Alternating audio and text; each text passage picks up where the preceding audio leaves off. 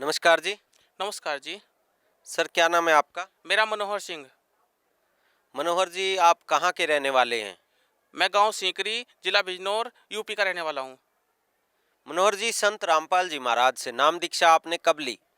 मैंने संत रामपाल जी महाराज जी से नाम दीक्षा 17/7/2017 को ली। सर संत रामपाल जी महाराज से नाम दीक्षा लेने से पहले क्या आप कोई भक्ति साधना भी करते थे? जी हाँ, हम बचपन में जो हमारे माता-पिता थे जो वो भक्ति साधना करते थे। मेरे माँ-बाप जैसे पहले देवी-देवता को पूजते थे, मंदिर में जाते थे। उस फिर बीच में भी अलवर वाले बाबा हरिद्वार में रहते हैं, वहाँ गए। फिर उसके बाद और भी साधना करते थे। इस तरह से हम साधना करते आ रहे थे। फिर 2012 के आस-पास लगभग उनको किसी ने निरंकार मिशन के बारे में बताया, तो वे निरंकार मिशन में जाने लगे, तो मुझे भी वहीं से नाम दीक्षा दिलवाई उन्होंने। तो सर आपने बताया कि आपके पेरेंट्स ने आपको निरंकारी मिशन में 2012 में नाम दीक्षा दिलवा दी।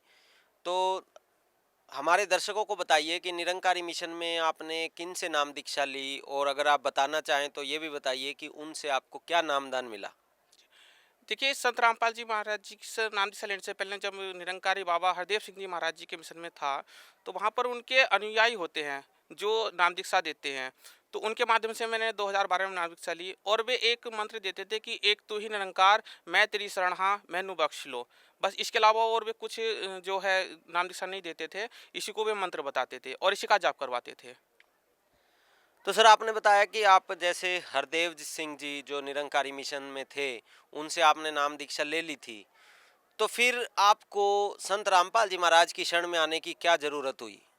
देखिए, निरंकारी बाबा की भक्ति करते-करते मुझे प्रेत बाधा हो गई और वो प्रेत बाधा इतनी खतरनाक थी कि निरंकारी बाबा के जो अनुयायी थे या जो उनके संत बनाए हुए थे, उन्होंने हाथ खड़े कर दिए और कह दिया कि भाई ये हमारे बस का नहीं है, आप इसको कहीं भी ले जाइए। तो हमारे गाँव के पास एक संत रामपाल जी महाराज जी के शिष्य रहते थे, उन्होंने मेरी ये हालत देखी जो प्रेत बाधा वाली थी, तो उन्होंने मुझे ज्ञान गंगा पुस्तक दी। तो सर मैंने वो ज्ञान गंगा पुस्तक पढ़ी, तो उस ज्ञान गंगा पुस्तक को पढ़ने के बाद मुझे लगा कि संत रामपाल जी महाराज जी से यदि मैं नाम दीक्षा लूँ, तो शायद मेरी ज़िंदगी बच सकती है। और जैसे ही मैंने उस पुस्तक को पढ़ना शुरू किया, तो लगभग 15 दिन में मैंने वो पुस्तक पढ़ी और मुझे लाभ होने लगा। उस प्रेत बाधा का मुझे ऐसा लगा कि मानो वो उस पुस्तक को पढ़ने से ही वो प्रेत बाधा मेरी दूर हो गई। उसके बाद फिर मैंने 17/7/2017 को संत रामपाल जी महाराज जी से नाम दीक्षा ली। जी। तो सर आपने 2012 में निरंकारी मिशन में नाम दीक्षा ली, उसके बाद आप संत रामपाल जी महाराज की शरण में 2017 में आए। आपने बताया कि भाई आपकी प्रेत बाधा हो गई थी जिसे संत रामपाल जी महाराज की ज्ञान गंगा पुस्तक को पढ़ने से ही आपको ऐसा फील हुआ कि वो प्रेत बाधा आपकी दूर हो गई। जी। लेकिन क्या आपको ऐसा नहीं फील हुआ कि आप एक गुरु को बदल रहे हैं और गुरु बदलना जो है वो पाप होता है? क्या आपको ऐसा आपके जो निरंकारी मिशन में भगत थे उन्होंने नहीं कहा? देखिए, जब मैं संत रामपाल जी महाराज जी से नाम दीक्षा लेकर आया तो मुझे एक बार को लगा कि यार तूने गुरु बदला है तो शायद कहीं ना कहीं कोई हानि होगी। लेकिन जैसे मैंने संत रामपाल जी महाराज जी का ज्ञान समझना शुरू किया तो उसमें लिखा था कि जब तक जो आपको सच्चा गुरु ना मिले तब तक आप गुरु बदल सकते हैं। जैसे दत्तात्रेय जी थे, उन्होंने 24 गुरु बदले और 25वें कबीर साहब जी को अपना गुरु बनाया। और ये कहीं ना कहीं हमने सुना है कि जब तक गुरु मिले ना साचा तब तक गुरु कीजिए 10 पाचा। तो ये इस बात को मैंने आधार बना के संत रामपाल जी महाराज जी से नाम दीक्षा ली थी। फिर दूसरी बात जब मैंने ज्ञान गंगा पुस्तक पढ़ी तो उसमें लिखा था कि भाई जो मांस खाने वाला जो जंगली प्रेत बनता है या फिर अन्य जो राक्षस बनते हैं या और भी बहुत सारे व्यसन हैं जिनको करने से आप नरक में जाते हैं। लेकिन निरंकारी मिशन में इस तरह की कोई बाउंडेशन नहीं थी, वहाँ आप मांस खा सकते हैं, दारू पी सकते हैं या व्यभिचारी भी कर सकते हैं। लेकिन संत रामपाल जी महाराज जी की जब मैंने पुस्तक पढ़ी उसमें स्पष्ट लिखा था कि आप अगर ये बुरा कर्म या व्यभिचारी करोगे तो आपको ये सजा मिलेगी। तभी मैंने सोचा कि यार जब संत रामपाल जी महाराज जी की इस पुस्तक में इतना सब कुछ लिखा हुआ है तो इसका मतलब इनको परमात्मा की जानकारी है। तो आपने संत रामपाल जी महाराज से नाम दीक्षा ली, जब उनकी पुस्तक को पढ़ा और आपको एक डिफरेंस महसूस हुआ कि निरंकारी मिशन में जो गलत चीज़ें थी वो नहीं छुटवाई जा रही थी, लेकिन संत रामपाल जी महाराज उन चीज़ों से दूर कर रहे थे। फिर भी उसके बावजूद हम ये जानना चाहेंगे कि क्या आपकी वो जो एक तलाश थी कि एक सच्चे सतगुरु की शरण में जाना चाहिए, सच्चे सतगुरु की शरण में जाने तक आप गुरु बदल सकते हैं, तो कहीं ऐसा तो नहीं कि अभी फिर दोबारा से आप किसी कोई और गुरु मिले और आप संत रामपाल जी महाराज की शरण को भी छोड़ दें और दूसरे गुरु की शरण में चले जाएं? आप ये कैसे कह सकते हैं कि संत रामपाल जी महाराज ही सच्चे सतगुरु हैं? सर मैं आपको बताना चाहूँगा कि मेरी क्वालिफ़िकेशन एमए संस्कृत से है सर। तो संस्कृत में वेदों का जो होता है वो मैंने वो भी पढ़ा है, गीता भी पढ़ी है। तो उसके अनुसार अगर हम देखते हैं तो संत रामपाल जी महाराज जो ज्ञान बताते हैं वो शास्त्र अनुकूल है।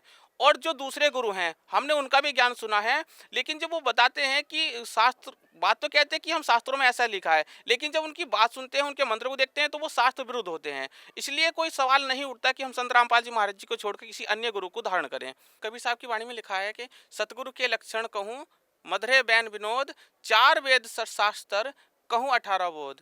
तो उसमें जो है कबीर साहब की वाणी में लिखा है कि जो पूर्ण संत होगा वो चारों वेदों से, हमारे शास्त्रों से, 18 पुराणों से वो स्पष्ट करके बताएगा कि परमात्मा कौन है। और वो अपने बारे में बताया कि भाई पूर्ण संत कौन है। और आज संत रामपाल जी महाराज जी ने सिद्ध कर दिया कि पूरे विश्व में संत रामपाल जी महाराज जी के अलावा इस पूरी पृथ्वी पर कोई पूर्ण संत नहीं है, और पूर्ण परमात्मा कबीर साहब के अलावा इस पूरी पृथ्वी पर कोई परमात्मा नहीं है। तो इसलिए मैं तो ये कहूँगा कि भाई जब संत रामपाल जी महाराज पूर्ण संत हैं तो हमें अन्य गुरु की शरण में जाने का क्या फायदा। और जब हमें सतभक्ति मिल रही है, संत रामपाल जी महाराज जी द्वारा बताई गई सतभक्ति से हमें मोक्ष मिल रहा है, तो हम अन्य गुरु की शरण में क्यों जाएं। तो सर संत रामपाल जी महाराज की शरण में आने के बाद आपको ये पक्का विश्वास हो गया कि संत रामपाल जी महाराज ही एकमात्र पूर्ण संत हैं। जब हम संत रामपाल जी महाराज के लाखों श्रद्धालुओं से मिलते हैं तो उनसे ये जानते हैं कि उन्हें बहुत से लाभ संत रामपाल जी महाराज से नाम दीक्षा लेने के बाद होते हैं। तो क्या आपको भी ऐसे कोई लाभ या कोई ऐसे एक्सपीरियंस हुए संत रामपाल जी महाराज से नाम दीक्षा लेने के बाद? जी सर, संत रामपाल जी महाराज जी से नाम दीक्षा लेने के बाद मुझे बहुत लाभ हुए। पहला लाभ तो मैं आपको बताना चाहूँगा कि जो प्रेत बाधा निरंकारी मिशन में जाने के बाद ही मेरी दूर नहीं हुई, वो संत रामपाल जी महाराज जी की पुस्तक और उनके नाम दीक्षा लेने के बाद तुरंत समाप्त हो गई। फिर उसके बाद मेरा अधिकतर पेट में खराबी रहती थी, मुझे बार-बार लैट्रिन जाना पड़ता था, गैस बनती थी। तो भगत जी संत रामपाल जी महाराज जी से नाम दीक्षा लेने के बाद वो मेरी सारी बीमारी खत्म हो गई। मुझे पता ही नहीं चला कि वो बीमारी मेरी कब खत्म हुई।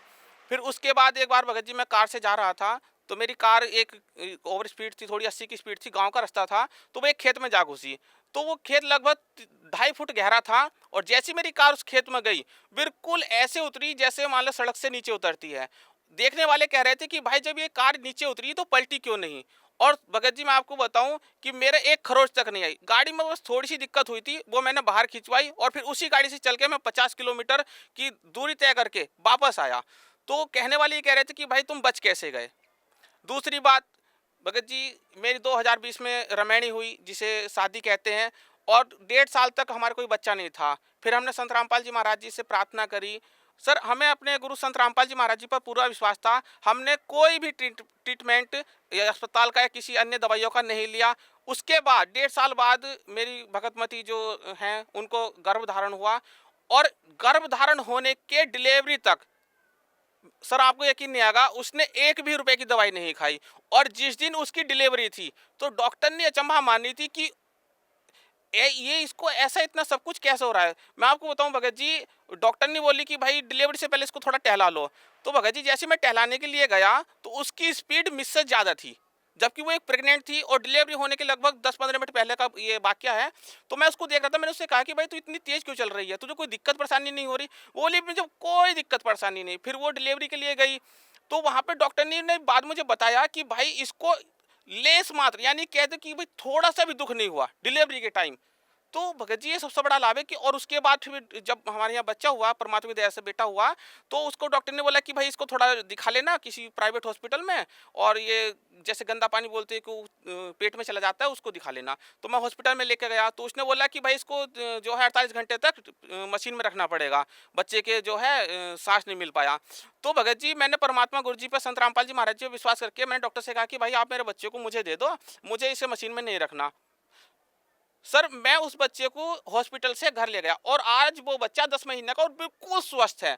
भगत जी आप उसको देखोगे ना तो ये कहोगे कि भाई इस बच्चे को, जो डॉक्टर ये कह रहा था कि भाई ये जो बच्चा है इसको मशीन में रखना पड़ेगा, उसको देखते हुए तो आज वो बच्चा बहुत स्वस्थ है और गुरु जी की दया से बिल्कुल ठीक ठाक है। सर और मैं एक बात तो आपको और बताना चाहूँगा कि मैं बचपन में जो है लगभग 8 साल का होऊंगा, तब मैंने एक पेट के दर्द की गोली खा ली थी, तो जिससे मेरा जो पेट खराब हो गया था। और तब से लेके जब तक मैंने संत रामपाल जी महाराज जी से नाम दीक्षा ली 2017 तक, मैं दवाई ही खाते रहता था। 2 दिन ठीक रहता था, फिर 4 दिन दवाई खाता था, और जब तक मैं दवाई खाता जब तक ठीक रहता था। जिस दिन दवाई छोड़ देता था मैं उसके बाद फिर बीमार हो जाता। मेरा जिला बिजनौर के जो बढ़िया जिस कहते हैं कि टॉप मोस्ट हॉस्पिटल थे, उनमें मेरा ट्रीटमेंट भी चला, लेकिन जब तक मैं दवाई खाता था बस तभी तक ठीक रहता था। उसके बाद मुझे फिर वही दिक्कत होने लगती थी। लेकिन जब से संत रामपाल जी महाराज जी से मैंने नाम दीक्षा ली, उसके बाद फिर मैंने इस तरह की कोई दवाई नहीं खाई, ना ही मैंने कोई ट्रीटमेंट लिया, और परमात्मा गुरु जी की दया से, संत रामपाल जी महाराज जी की दया से मैं बिल्कुल ठीक हूँ। तो सर आपने बताया कि संत रामपाल जी महाराज से नाम दीक्षा लेने के बाद आपको काफ़ी लाभ प्राप्त हुए, आपको एक बच्चे की प्राप्ति हुई, साथ ही साथ जो बचपन से आपके पेट की प्रॉब्लम थी वो भी ठीक हुई, प्रेत बाधा भी दूर हुई, और भी अन्य काफ़ी लाभ संत रामपाल जी महाराज से नाम दीक्षा लेने के बाद आपको हुए। तो जो श्रद्धालु आज आपको सुन रहे हैं, आप उन्हें क्या संदेश देना चाहेंगे? देखिए, मैं संदेश तो क्या दे सकता हूँ, लेकिन प्रार्थना करता हूँ कि संत रामपाल जी महाराज इस पूरी पृथ्वी पर पूर्ण संत हैं, जो सत्य भक्ति बता रहे हैं, और उनके द्वारा बताई गई सत्य भक्ति करने से हमें पूर्ण परमात्मा के अभिशाप की प्राप्ति होगी, और सतलोक प्राप्त होगा, और मोक्ष की प्राप्ति होगी। तो आप देर ना कीजिए, आज ही संत रामपाल जी महाराज जी से नाम दीक्षा लीजिए। अभी आप जहाँ भी जिस भी प्लेटफॉर्म पर ये आप सुन रहे हैं, वहाँ पे एक नीचे पट्टी चल रही होगी, उस पट्टी पर नंबर जो आपको दिखाई दे रहे होंगे, आप उन नंबरों पर कांटेक्ट कर सकते हैं। उनसे अपने नज़दीकी नामदान केंद्र का पता करके वहां से जाके नाम दीक्षा ले सकते और अपने जीवन का कल्याण करा सकते हैं। धन्यवाद सर। सत साहेब जी।